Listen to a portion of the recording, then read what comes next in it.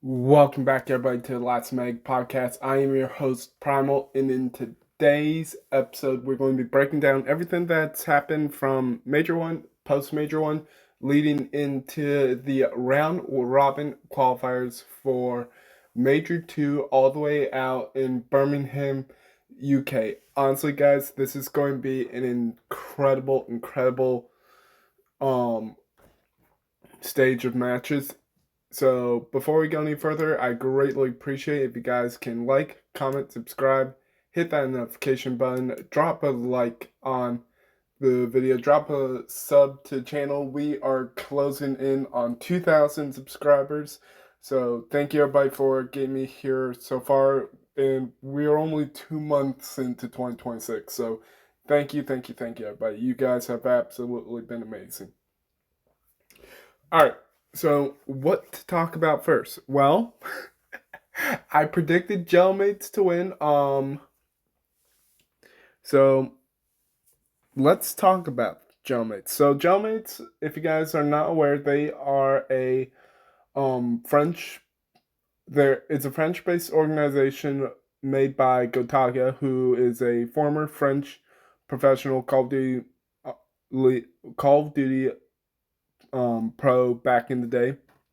He retired, created GentleM8, and last year was their inaugural year coming into the league after taking over the LA Gorilla spot, and they didn't do too hot. Like, they didn't know how to really have a footing in the league. Like, the team was totally chalked.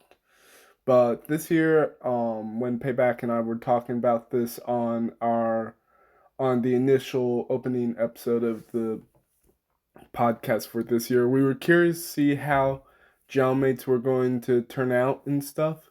And I was curious because of what happened at the end of the Black Ops 6 season with Ghosty and Neptune going at it against each other at EWC. Ghosty was crashing out about GAs and stuff against Neptune. But oh my gosh, they have flipped the script. They have flipped the whole league, and I feel like they have put the whole league on notice. So, yeah. Also, guys, this should be the last time I am doing the podcast on my phone, and hopefully next week I am going to be able to do the podcast via my PC and stuff. So, I am excited to bring that to you guys. Just want to give you a heads up on that. I'm just going to have to make sure I'm doing it all properly. So, yeah, let's crack on into it. Okay, so let's talk about some major upsets. So, well, not yeah. So let's talk about some upsets. So, Phase versus G2 in winners round one. G2 absolutely come out and smoke show Phase in winners round one. Now, if you were to tell me when I was making my bracket that G2 was going to come out and smoke show Phase, I'd say you're crazy. But when I was watching the match, I was shaking my head disbelief. Um, and we will talk about the elimination bracket round four later on. And as I said, GentleM8s, they had Koi's number, no worries. And I did get that correct. It's like the only series I got wrong for winners round one was G2. And so let's jump on down to the bottom side. Koi versus Heretics. I had a feeling Heretics were going to show up on land and come out and decide to teach Toronto to mind their manners and stuff, and that they didn't need Real. So Heretics, they come out still in game five and send Koi home. Now, when I saw Koi go home, I thought, okay, I think they're going to keep. So I thought, okay, they're going to keep the team together and all, which they did. But they are doing role change of Real is now the flex and Insight is now the SMG main. So that's going to be interesting to see. And on Thursday, we will have my predictions for this upcoming week. And honestly, we are back to 3-match Friday, which is amazing. Now, let's talk about Carolina versus. Now, let's talk about Carolina's stint on land. Um, Carolina versus Thieves. Oh yeah, Carolina was the other one I got wrong. I thought Carolina honeymoon phase. They're going to come out, figure it all out on land, and make a good run. No, they get double first rounded. Like I had a feeling if Thieves showed up, they might play good, but no, no, no, no. We'll talk about Thieves in a second too. Um, all right, so Thieves, they come out, smoke show Carolina with a convincing 3-0. Like Kenny's having a really strong performance. It's like, okay, now we're seeing things. Hold on a second. So next, Surge versus Carolina. I think, okay, Carolina, come out, send Surge home. Surge, blow it the heck up, please. Surge, they steal it after Carolina gets the map 1 win, and Surge just run away with the next 3 maps. And I'm like, oh my goodness, what is going on? Like, has Surge been. It's like he Surge just under pressure, underperforming, question mark, which they are. Okay, next. So teams I am teams that now let's quickly talk about Cloud9. Falcons versus Cloud9. Falcons they 3-1 Cloud9 in a pretty convincing fashion, and Cloud9 after Major 1 they blow up their roster, like squad wipe all 4 members. And now they're trying to pick people up, but here's the kicker. The salary that they're trying to pay people is not appropriate. They are undercutting salaries to players to try to get them to play for Cloud9. Players are refusing. Cloud9 is still trying to get, from what I'm hearing, Cloud9 has signed players from what I'm understanding, but they're all they're new challengers players, but my question is, are we about to see Cloud9 get eliminated from the league and a new organization come in? Now, we've got news that other orgs have tried to buy Cloud9's spot and Cloud9 has refused. This just brings up the whole question of should underperforming orgs be removed from the league and new orgs come in? Like, let me know about your thoughts of Cloud9 and if new orgs should come in for underperforming orgs and stuff. Now, Boston Breach versus FaZe. FaZe got a dominant 3-1 win over them, and in the off time after Major 1, Breach is looking drop Cammy, and he's also looking. They're also looking drop Purge for 2 new players, and it's like you don't drop Cammy. Cammy is Cold War Cammy. This is still Black Ops. Black Ops is Cammy's type of game. It's like why? Why would you do this to poor guy? It's like you want to win, but yeah. Also, Doug Sensor Martin has also been dropped from the Boston Breach organization, and as you can say, no win. Sensor not there, and they ain't winning. People say he was the shadow GM when that whole fiasco was happening, like in MW3, I think, or was it MW2? I think it was 3 or 2. I can't remember. Any which way, yeah, it was a whole major fiasco.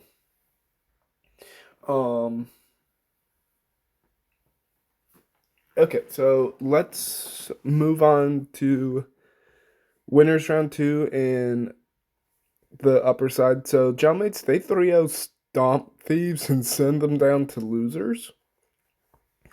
I was like, oh my gosh, Ghosty and Envoy are getting revenge against their teammates. They are them. It was impressive win. Now, G2 against Optic, I thought, okay, this could potentially go game 5 if G2 played their cards right. But nope, Optic, they came out, they're scared. They were ready and ripping, ready to get going, and they just come out and stomp G2. Now let's move down to losers bracket phase. They get the job done against Falcon in game 5. I will say Phase's search was definitely on a scary level. However, when we get to losers final, I will talk about that. Heretics, they 3-0 stomped Surge, sent them home, which I was expecting them to do. So, yeah. Heretics, no change. Now, what baffles me is that Surge has made no roster change. Like, if Surge sticks with this roster, I seriously don't see them getting to Major 2 or really being a serious contender. They weren't even a serious contender to begin with, but it's like, in my opinion, they just look lost on the map. Like, no strong leadership. It's like, yeah, TJ's on the team, but the question is, how is he going to perform, really? Hang on a second, guys. Just pulling something up. Okay. Now, Heretics, they move on to face G2, and we will talk about that in a second. So going into losers round 3, it's Phase versus LA Thieves, and Phase, holy mackerel, 3-0 against Thieves, not even close. Slamage, lights out, park the bus in overload, send Thieves home, and that's the end of Thieves' journey. Now, we will talk about Thieves now. Kenny has been dropped. Neum is coming in. And we will get into a power rank listing at the end of the video. So if you guys want to skip me ranting about Major 1, go ahead, feel free to do that. Check out the power rank listing at the end of the video. So yeah, Neum is in, and I'll get my thoughts on Thieves at the end and all. Now, G2 versus Heretics. Now, I thought, okay, Heretics, your gunnies are warmed. I have faith I can chow G2, but I just felt like G2 was stronger, though. And they proved me right. They came out dominant 3-0, and they had some well-choice words, and G2 move on to top 4 along with FaZe. So they get on to Championship Sunday. So your top 4 teams are GentleM8, Optic, FaZe, and G2. Now, this is not who I would have expected to be in your top 4 on Championship Sunday.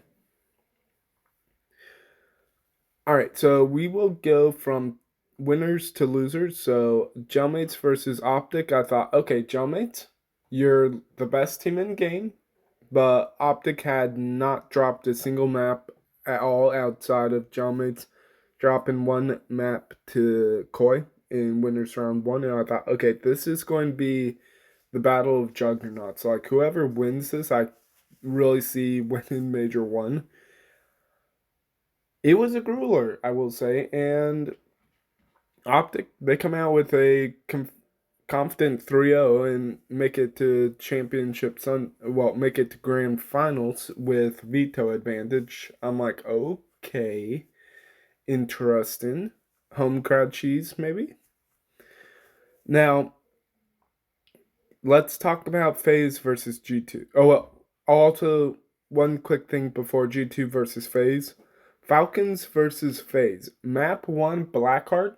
FaZe were down by like 120 points, and they make that insane climb comeback against Falcons. Blew my brains out of the water. Okay. Next. Now let's talk about. So back to G2 versus FaZe Vegas. So G2, they come out, take map 1. I'm like, okay, they take map 1. Not too worried. FaZe, they take map 2 with 4 rounds in a row on Colossus Search and Destroy, Kremp's best map. Or is it FaZe's best map? I can't remember. But yeah, any which way. It's like you're playing FaZe on Colossus, you should be scared and really now. Because they rip 4 rounds all in a row, and it's like, holy damn. Then they take map 3 in Overload. I think it was a 4-3 lead. And then G2, they force the map 5 with the hard points. And I will say, FaZe's hard points were very shaky. Major 1 on land. Like, seriously, they were very shaky on land. So there is some concern about FaZe's hardpoint rulings and stuff and how they play it. Even though they can make insane comebacks, there are some concerns I have about that. Now, to Losers Final we go. This goes all the way to Game 5, Round 11. And GentleM8 takes this, and it just broke my heart. Like, it seriously broke my heart. And the reason why is because FaZe is up 5-3. Wait, is it 5-3 or 5-2? And you think, okay, FaZe to Grand Finals, this is going to be a bang out. Holy mama. Not Go See. Neptune with back-to-back. He literally puts the squad on his back and gets them to Grand Finals with back-to-back clutches, like 1v3s, 1v2s, and stuff. And I will say that I felt like FaZe, they definitely cheesed the Game 5 in certain aspects because you had 04 and Abuza left alone against Neptune, and they literally left themselves out in the open. Especially in this one round where he's left in 1v3. FaZe just challenges him one by one, thinking they could get him. It's like, chow him all at once, because you can't just get your gun in 3 spots all at the same time unless you snap onto them with godlike reflexes. Like, if that were to happen, I would have been shaving my head bald. But anyways, GentleM8, they get up to Grand Finals, and this was absolute cinema. We go to Game 7, not Round 11 like last year of FaZe versus Thieves, but it was a very, very well fought battle, and in the end, GentleM8 take it, and they become your Major 1 champions. Like, this was an absolute cinematic series to watch. Very well done by the boys. So, right now I'm 1-0 for predictions for major championships. So, question is, can we go 2-0 for Major 2? And now let's break down Major 2 quickly while we're here. Major 2, it's round robin, 12 teams. So each team will be playing 11 matches. And I'm positive it's top 6 make it automatically to winner's bracket, but the other 4 do not, and they have to fight their way to the bracket. So it's going to be interesting to see how it all plays out, because only 10 teams will go to Birmingham, England for Major 2, which is a dream hack event. I wish I was going to majors this year, but my budget's not allowing for it. So I will be doing I'll be doing my own private LAN party.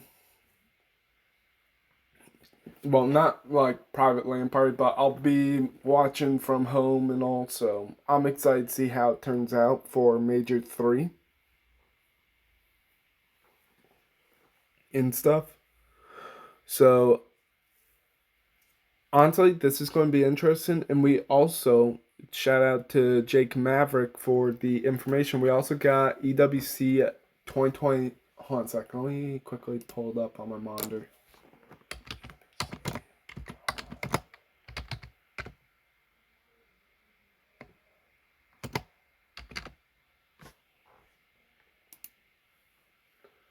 Okay.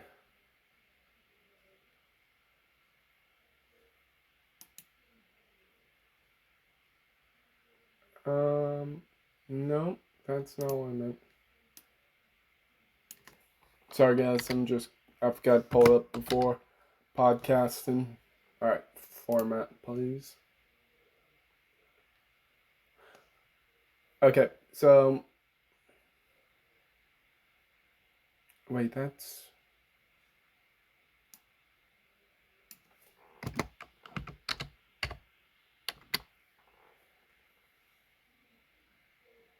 okay. All right, so got it pulled up. So the format is group stages, 2 groups of 8 teams, double elimination.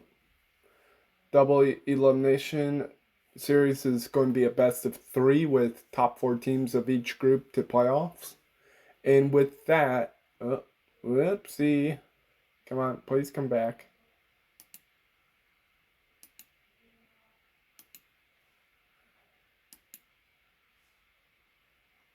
Okay, there we go. With playoffs, it will be single elimination with best of 7 series, and grand finals will be best of 9. So for group stages, what best of 3 is going to be is you have to win 2 maps before you lose 2 maps. So it'll be like a 2-1 victory instead of a best of 5 where it's a 3-2. And for playoffs, best of sevens will. Oops, sorry guys. A best of 7 will be you have to win 4 maps before your opponent wins 4 maps, and a best of 9 is going to be like COD champs. Gotta win 5 maps before your opponent gets to 5 maps, and the max it can go to is a 5-4. And pricing is going to be 600,000 for. So it's going to be 600,000 for first place, 320,000 for second, 200,000 for third, 120,000 for fourth, and 80,000 for fifth through eighth. So it's going to be interesting, guys. It's going to be interesting. I'm excited to see how this is going to shape and all, and this is going to be from August 5th to August 9th. So we've got 4 days. We're going to have a lot of matches. It's going to be a lot for me to cover. So be on the lookout for that. And now let's crack on into the power rankings. All right, so starting from the bottom, I'm going to go. So blowed up means teams chalked anyways. Like find new roster, please. Confused is how performance is going to be. Dark horse is do I think they can make a run? Contenders are who I think are going to fight for championship Sundays. And Sunday regulars are teams I expect to see at championship Sunday.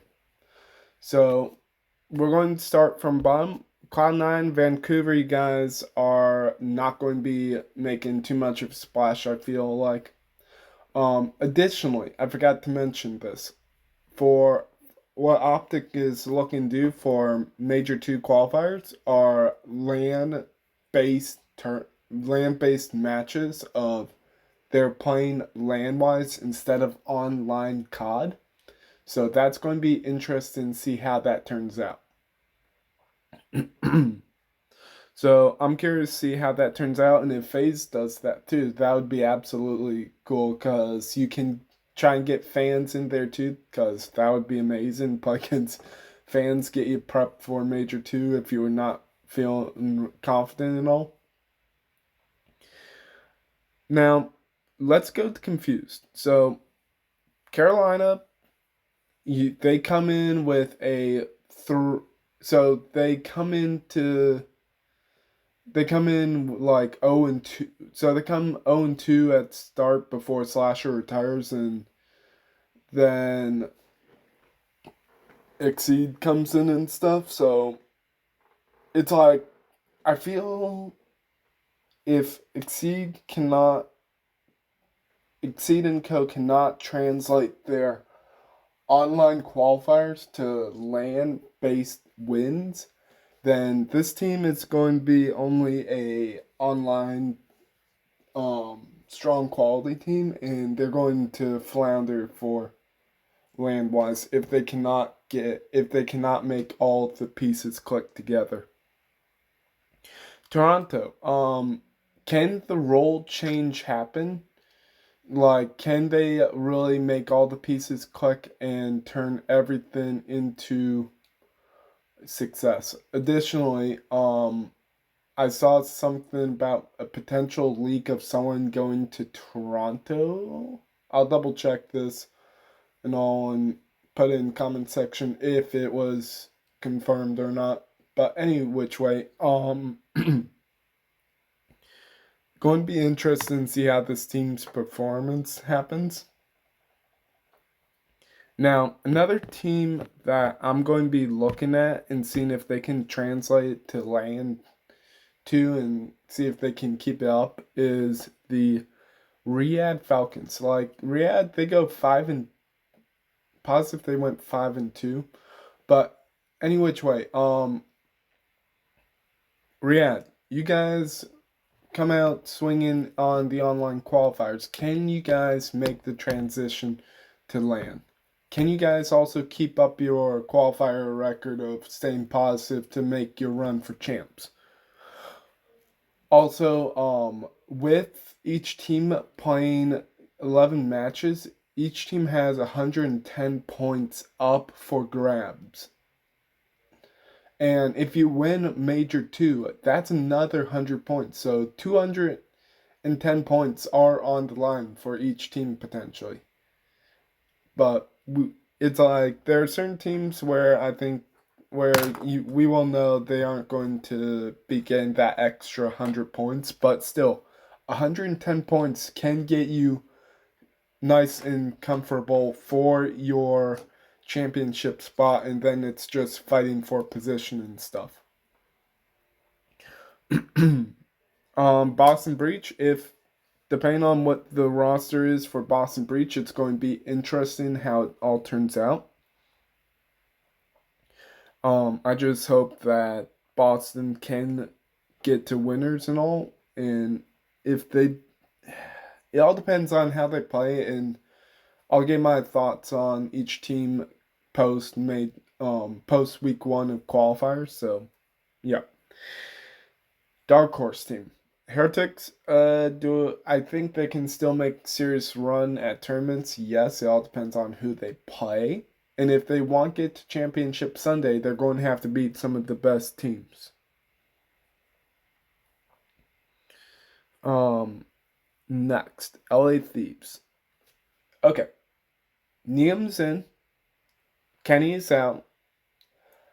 Can Niam be as cracked as possible needed? Like, I've seen some of his gameplay and he is pretty good, but the question is, can they continue with performing how Thieves need to perform or better so Thieves can get to Championship Sunday?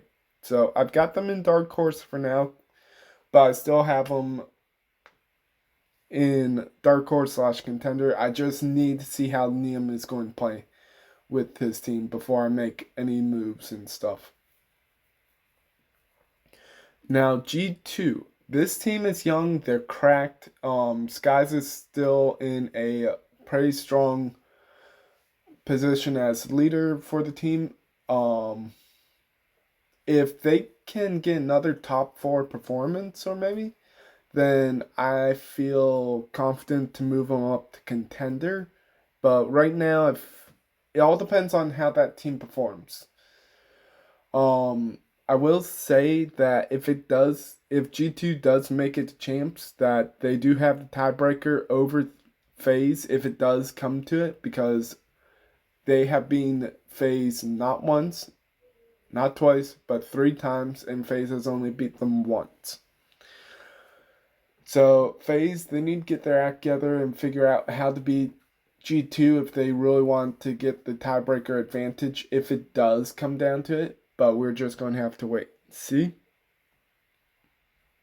No one in contender. Now let's jump up to championship Sunday regulars. So I've got based off of how I feel they're playing. So GentleM8, they're definitely top of the cream of the crop and all. Optic, you guys definitely proved me wrong when I said you guys are looking shaky and stuff, and I had them bowing out early. So give them a round of applause. And finally, FaZe Vegas. You guys made an incredible losers bracket run to get all the way up to Championship Sunday to get top 3. Like, if you guys had been GentleM8, I would have been losing my marbles. Like, this would have been an insane series. Like, I feel like if FaZe had won losers final and gone to grand finals, then FaZe would have won, but we would have had to wait and see. Anyways, guys, let me know what your thoughts are in the comment section below. Hit that notification button, drop a like if you're new, and I'll catch y'all in the next one. Peace out.